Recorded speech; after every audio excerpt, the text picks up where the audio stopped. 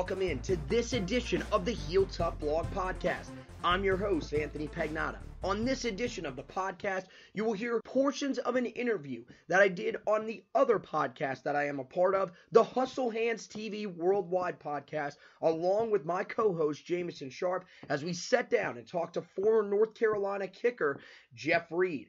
We'll talk about some of his greatest memories from the high school level all the way up to the NFL level. And we'll start at the high school level, where Jeff tells you about his best memory from his time at East Mecklenburg High School. Interestingly enough, that did not come on the football field. You know, the coolest thing is, I know we're going to talk about football later, but the coolest thing is my soccer was my life. Mm-hmm. And I just, we were the very last seed to get in the one of the very last seeds, because we didn't have a home game, to get into a playing game, to get into the soccer playoffs my senior year. And we beat Roberson. I think they're in Winston-Salem or somewhere near there anyway. Pretty handily in the first round. Then we beat three teams ranked in the country to get to the finals before we lost. Now, the losing part stinks, but the fact that we barely made the playoffs and we were the runner-up in the state of North Carolina, that speaks volumes of what a team can bring to success instead of all these individuals trying to be great for themselves. You love that bond. I do, you know, and that's what happened when I was in Pittsburgh. Well, you know, the funny thing, we get this clear for all the Gamecock fans. We're the real Carolina. Yes, thank you. He said what he said. I got into a confrontation completely stone cold sober with some Gamecocks fans, and I said, the sky is not garnet, the sky is blue. So we are the real Carolina because God appointed us that. So exactly. You guys move on. Sometimes in football, y'all may beat us, but that's probably the only sport. Or maybe like rowing or something. I don't know how to do that. Right. But anyway, so let's move past that. So first year was Mac Brown with me. He even invited me to walk on. What that means is, now Mac's a cool dude, and he has kept in touch. So I can't say it. Is former Texas Mac Brown? Yes. Okay. Yeah, he went to Texas after my freshman year. Oh, okay. Actually, in the middle of it. But it's okay. Where people get like misled is they're told, these are athletes I'm talking about, right? Even parents. Oh, you'll be treated just like all the guys. No, if you're not on scholarship, you ain't gonna get treated the same. And I kind of knew that, but I didn't know. Nobody told me. So Mac Brown brought me in there. They treated me like gold, but then I saw the real walk-on status. Can't eat with these guys. You guys over here, we're not paying for that. Okay, whatever. My parents can hook me up. You know? I mean, they work hard. They've taken care of me this long. Why not for another year? Yeah. 2, 3, who knows? So I moved past that. Then it's all of a sudden, walk-ons, we need you here at 4:30 a.m. Get dressed. We're on the field at 5 a.m. It's dark. Like, what are we doing at 5 a.m.? I know early workouts. I get it. But we're outside snaking the stadiums with all this weight on our backs. There's no – it's kind of like they're making you quit. Nothing against the Tar Heels. This is just a walk-on in general. Okay, so that being said, he went, whatever. I'm a tough dude. You throw up, you move on. If you don't throw up, you hang in there. If you don't want to be there, you transfer. Those are options. Or you quit college. Those are your options.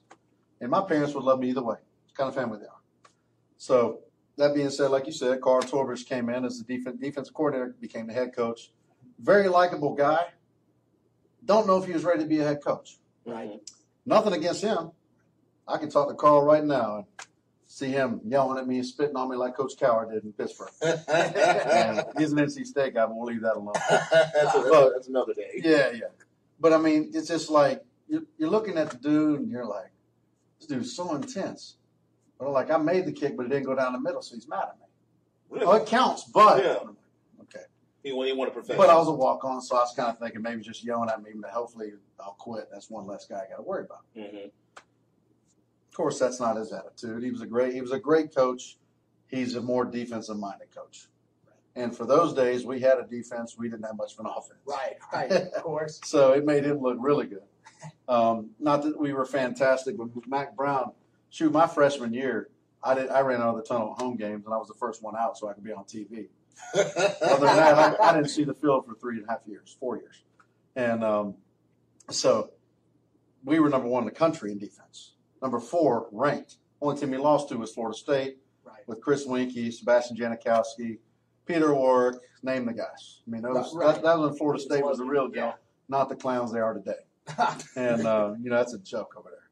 Although there is a Sun Valley from where's the Indian-Trail, North Carolina. I've covered him since he was a freshman, and he is ridiculous. I watched him play last week, and that kid's a real deal, so Florida State will be good very soon. Well, he did visit Chapel Hill, so there are people that I don't think he's smart. He's very committed, and they think what he was doing was he was visiting with Gavin Blackwell, who's a younger kid that plays wide receiver there. But as you know with Tar Heel fans, especially diehard Tar Heel football fans, any stroke of anything that they can kind of go in on, they're going to be like, okay.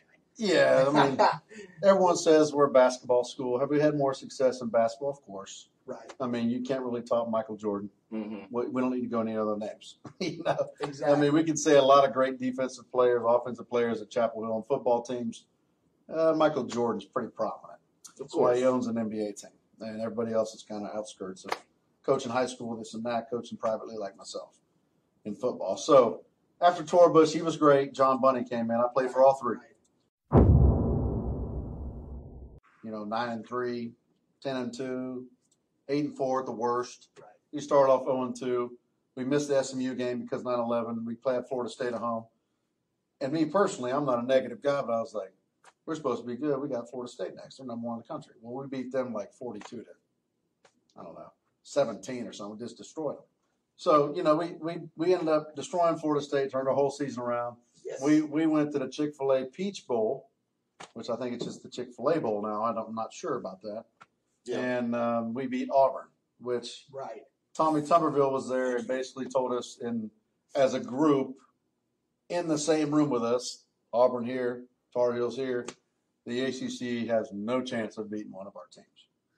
And we beat them. So it was a pretty cool run after that. And I was a captain, and I was battling injury all year. And I can make a lot of excuses in the world, but that was a great way to finish my year in my college.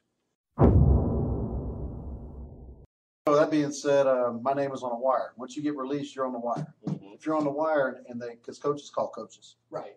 I mean, you guys know this. I mean, if somebody's great over here but doesn't make the team, this coach here is going to call this coach and say he was great there, tell me his qualities, tell me what's bad about him. Right. So I had nothing bad about me. So I had 7 tryouts in 10 weeks. Every city you can imagine. New York immediately. I didn't kick good, didn't deserve the job. That was the Giants. Went to Tampa. Jacksonville.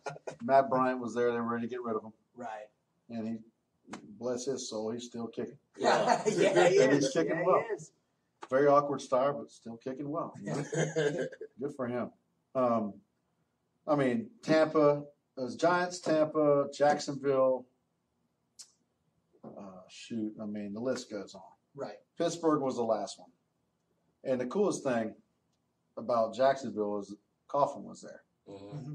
And he's not the most personable guy in the world. Maybe if you play on his team, he's a little different, but not a guy that's working out, especially a kicker.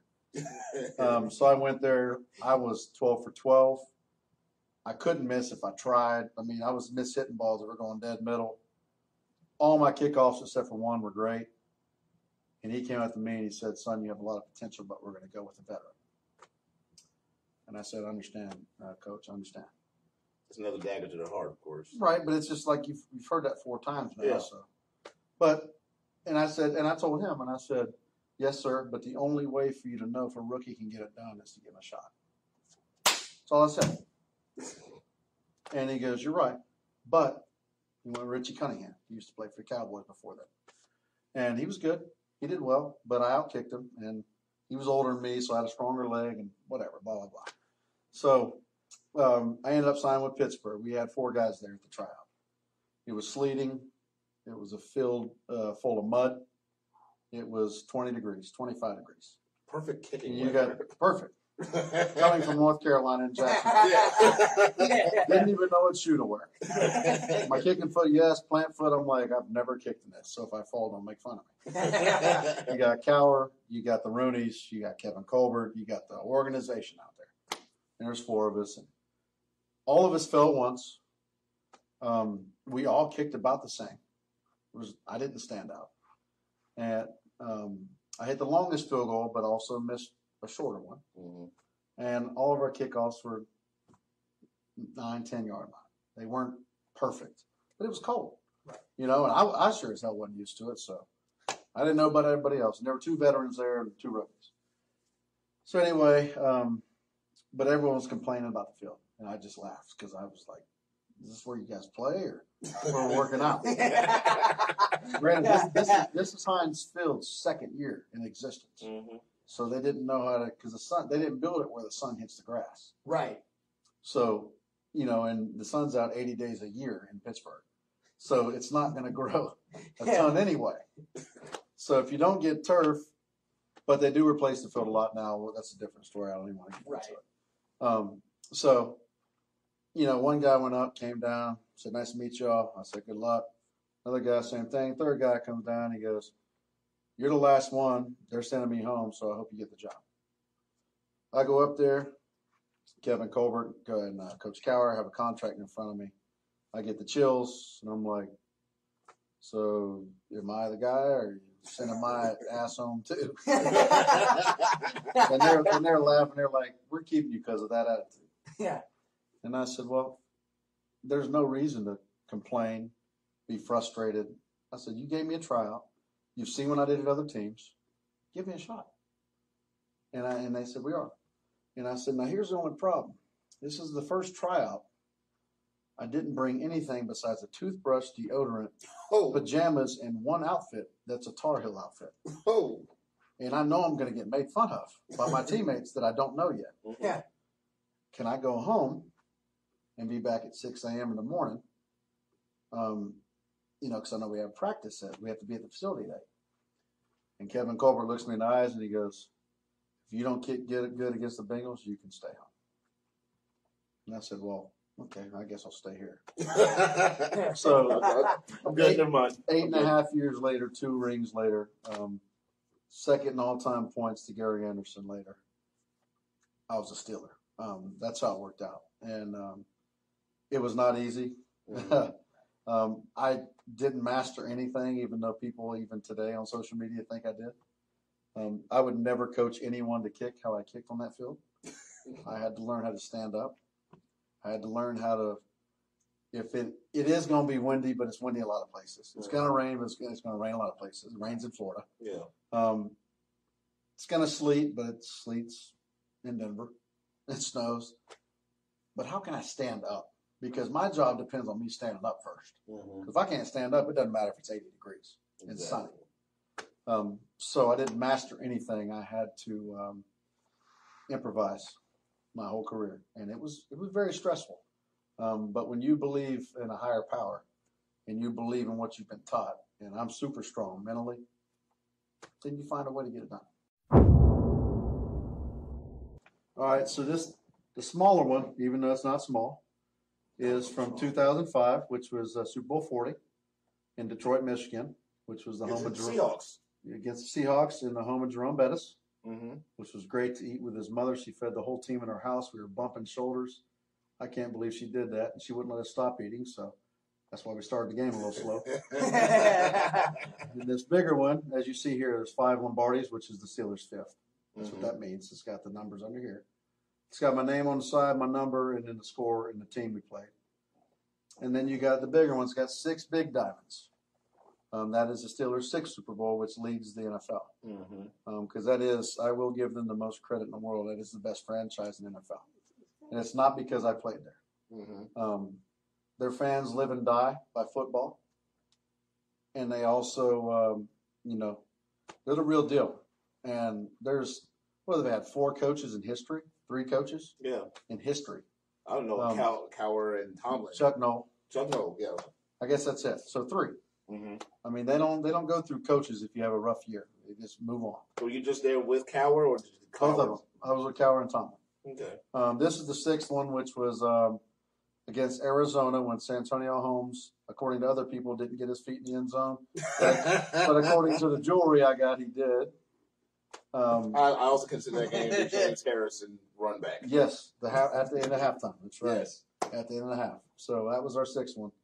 And those are, I tell a lot of people, I say, you know what, money's cool because you can do some cool stuff. And you can give back to the community. You can take your parents or your wife or your kids somewhere. But you know the one thing you can't ever trade in. If I'm broke, I'll be in a bus stop with those true rings on. Hopefully someone brings me a blanket if I'm cold. Because I will never, those things are the reason I played football. And I was a soccer player till my senior year in high school at East Mac. And now, then I was a walk-on in college. I played 1.5 years at North Carolina. So 2.5 years of on-the-field competitiveness before I got to the NFL and won 2 rings. So it's a crazy it's a crazy story, but it's true. I mean, I can't make it up. What was it like to win that first ring? It was kind of surreal. You know, you're in the game. We're at Ford Field. Well, the week leading up to it, you know you're in the Super Bowl because you can't go anywhere without security. Yeah. People are nuts. And media day is not just, you know, your typical reporters. I mean, you got E there, you got Hispanics, you know, Mexican soccer teams talking to me because the kickers from Jimmy Kimmel, Jeff Fried, Kelly Bickler, you know, you got all these people there that you've seen on TV performing on American Idol, everything else, and you're like, damn, it's kind of a big deal. Now I didn't have them all talking to me. It was Hines Ward, Jerome, Ben, you know, whoever, but it was it's kind of surreal. But you get in the game, it's a game. I did have the opening kickoff in the first one. And you talk about some flashes. Oh, yeah. I usually love the opening kickoff because it sets the tone for how I'm going to kick. Even if it's a bad kick, at least you got that out of the way. Yeah. That's how I look at it. If it's a great kick, you're going to have a great game. So those are 2 ways to look at it, both positive ways. But I was approaching that ball to kick off in Detroit, and I looked down. You know, I'm looking at the ball, but I felt like it lightning hit right where the ball was. Oh, wow. There was so many flashes. That was the one thing that it was cool, but threw me off a little bit because I wasn't used to it. But, you know, winning that, it's kind of like, okay, you won the game. You celebrate with Kid Rock and Snoop. That was cool. Have a few drinks with guys that everyone wants to have a drink with. Some smoke with. Not me. Then you're chilling with your parents. The next day you fly back with all the families on a couple planes. You're passing the Lombardi around. You're kissing it. It's starting to be real. Then you got the parade. And you're like, okay, 350,000 people. Okay, this is kind of cool. Yeah. Because we're in a stadium of 60 or 70,000. And then all of a sudden you just can't. Once you get the rings in the summertime, that's what makes it real. Because you know you get a huge box of something. You get a little ring in it, even though they're not little, but for the box it is. And you have officially been a Super Bowl champ. Well, the crazy thing is Mr. Rooney's son lives in Gastonia. And and he's the one that got me the tryout. He's a scout. And looks a little bit like Rodney Dangerfield, if you ever seen him. But yeah, it's funny. But he's the one that got Willie his tryout because you can't teach speed. Right. Willie wasn't the best running back in the world, but he was one of the fastest guys in the NFL. So let's say the world, because he's one of them. So if you can teach him a few things, he'll be fine. In college, you like to bounce out to the outsides because of speed. NFL, you can't do that because those linebackers are fast. Right. Those DBs read that. Exactly. He learned to go up the middle, and he was fine. But it was cool because Willie and I were Tar Heels. Ryan Switzer is now a return man for him. He's a Tar Heel. Baby. That's right. You know, it's really cool to see that. Actually, what's his name? Offensive lineman Kyle Jolly. Yeah. Was even there for a little bit. Yeah, now he actually coached at Washington too. Yeah, he's he coaches big things. Yeah. Oh yeah. But you know, you see that, And like the Tar Heels have a lot of dudes that went through the NFL. Right. A lot. Right. Yeah. When I was a freshman in college, that whole defense, 9 of them got drafted. That doesn't happen everywhere. Exactly. Maybe 4, maybe 5. 9? No. 9 out of your 11 starters got drafted. 11 of them played. Right. All of them. And that's very rare. So it was cool to know that. But when you get that level, it's like we were cool. We continued that relationship because I was crazy. They asked me, my teammates asked him, how was Jeff like in college? He's crazy now. Because I'm a jokester. Well, I always had a buzz cut growing up, going through college. I don't know why I had a military cut because I did not belong in the military. Shout out to the special forces out there, man, because one thing for sure, I don't want your job. Not calling myself any names, but I'll keep it real. Yeah. But we appreciate you. And also shout out to Nancy Howard, who is my business partner. We'll talk about that after we talk about this hair. So I just want to give her a shout out. But of course. So the whole hair thing, I got in the NFL. It wasn't really me trying to make a name for myself. I just wanted to see if I could prove myself, and which obviously had nothing to do with how I looked. Because if you can't kick, you can be a pretty boy. If you can't kick, you can be underweight, overweight, or a Hanes model. It doesn't matter. They'll get rid of you. So what I decided to do was every offseason I would shave my head. It'd be shorter than this. I actually feel like I need a haircut now, which is crazy. Because it's that in-between stage right now where I want to shave it or it needs to grow quick so I can do something with it.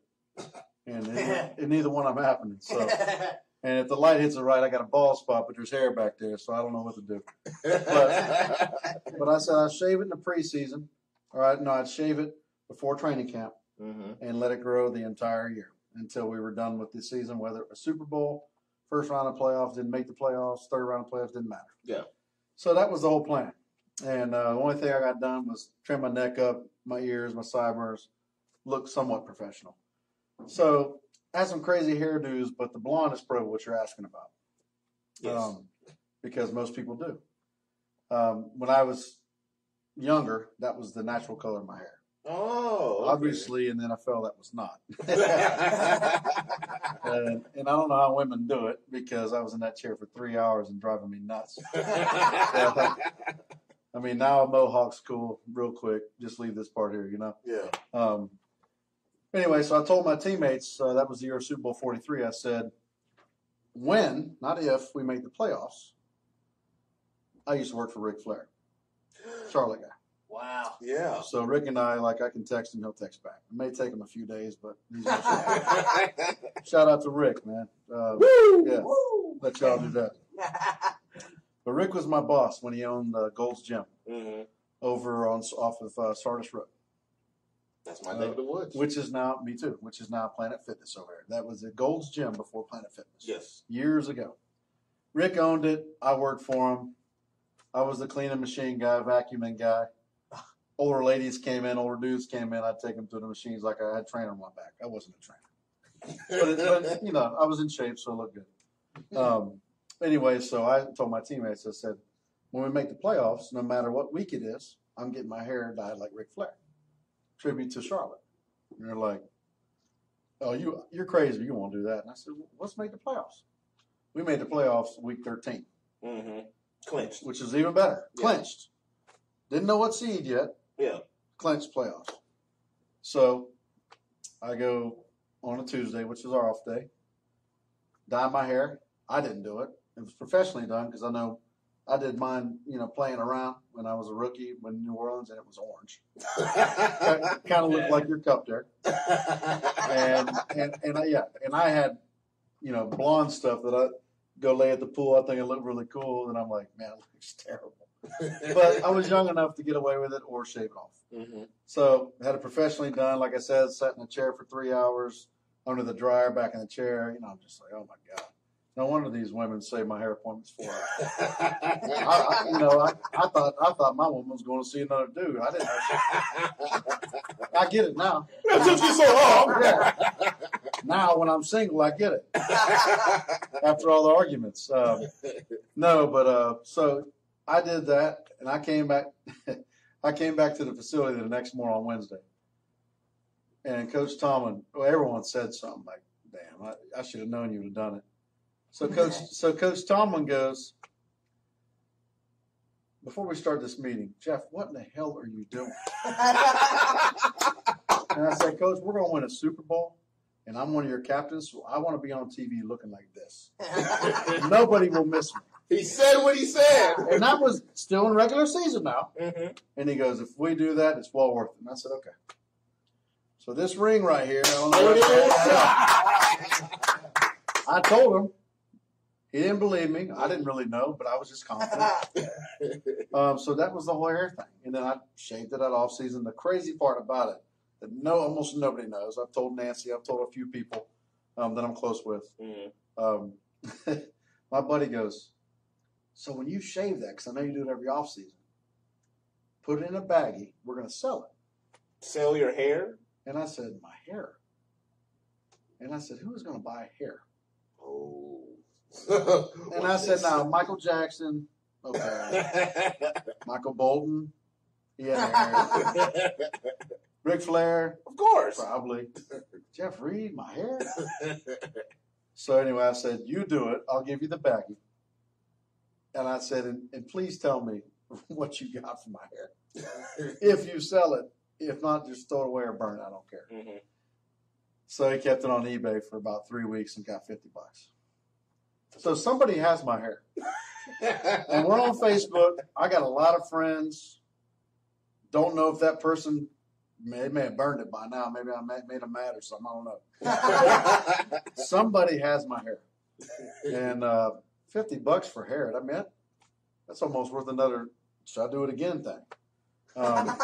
What I really wanted to do, it wasn't long enough, was donate it to the Locks for Love. But it's got to be a certain length, and I was 3 inches out. Really? Oh, so that would have been a long time. Oh, my Lord. And then I had to keep getting a re-dye because it looked stupid with 2 colors. And, I thought it was dope with the 2 colors. I did. Yeah. Just I can do highlights here and there, man, but I don't know if I was sitting at I was crazy. I felt like I was in a plane, an airplane, getting my hair done.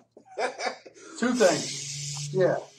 So that's the whole story behind the hair. Okay. It had nothing to do with anything besides I worked for Ric Flair, and I told my teammates if and when we make the playoffs. I said when. And then I told Coach Tomlin in the team meeting in front of everybody. They all laughed and said, he's right, Coach. Because I was thinking they would be like, he's an idiot. He's our captain. We did vote for him, but he is an idiot. But no, it was a really cool thing. And I'm actually, every time when I go back to Pittsburgh, at least one person says, where's your hair? But, at 39, I might want to look somewhat professional. I thought it was professional then, but I think it's a little bit more professional. Jeff Reed, you're Pittsburgh Steelers kid. You can do whatever you want. Everything is professional. So maybe next time I go back, I'll have a mohawk. Yeah. No, next time you come back on the show, you're going to have that hair. Yeah, and guess what? We got, actually, that Super Bowl 43 team, which is the one we're talking about, gets honored December 2nd against the Chargers in Pittsburgh on the field. Wow. So I have to do maybe a mohawk and dye it blonde. So that's going to do it for this edition of the Heel Tough Blog Podcast. I want to thank you guys for listening. I want to thank Jeff Reed, of course, for sitting down and talking with us on the Hustle Hands TV Worldwide Podcast. And I want to thank the creator of the Hustle Hands TV Worldwide Podcast, Chad Boucher, for allowing me to use some of this footage and get this out to you guys on the Heel Tough Blog Podcast. As always, subscribe to the podcast on Spreaker, iTunes, Google Play, Spotify, YouTube, iHeartRadio, and TuneIn or the TuneIn app. Follow the blog on Medium.com. Just search Heel Tough Blog. Guys, thank you for listening, and as always, go Tar Heels!